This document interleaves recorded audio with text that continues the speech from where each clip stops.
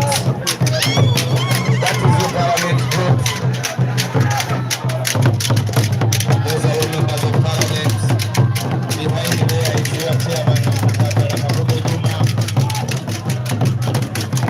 Chakina maso no kueleza YouTube, Facebook, TikTok yonanje kuli olipwe item kulembeze chakina maso no kueleza waliye yatulaba That is your man, Ali Banda Yanyama Olmatiki. Oh yes, let's go quickly. Let's give him an opportunity to move faster, please. Those are your leaders. Those are your leaders. Those are your leaders.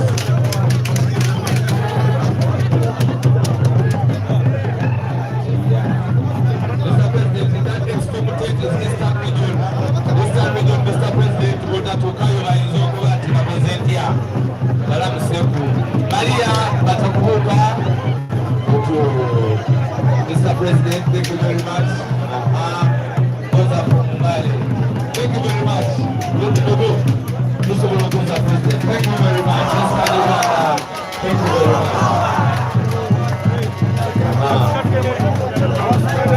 Escorted by the Deputy President. The President will go and take. Okay.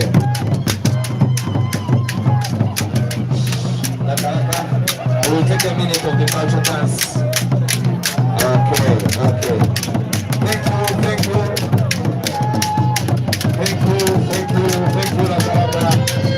Thank you, Rakalata. Thank you, Rakalata. Thank you.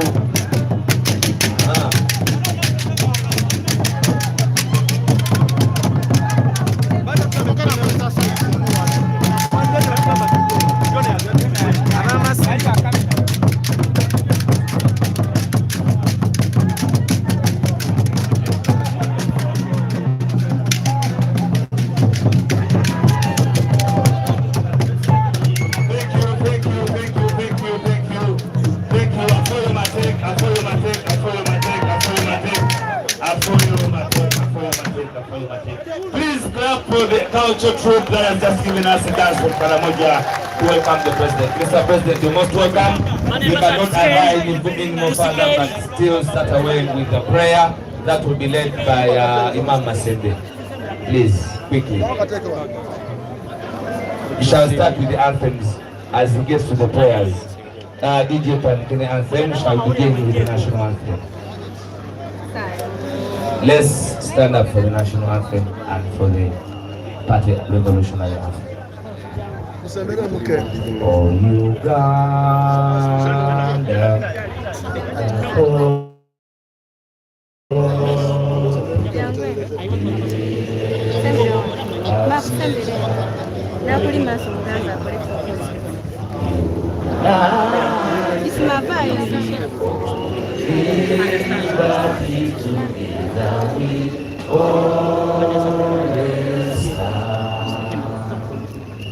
when the struggle is over, we shall wear the victor's crown.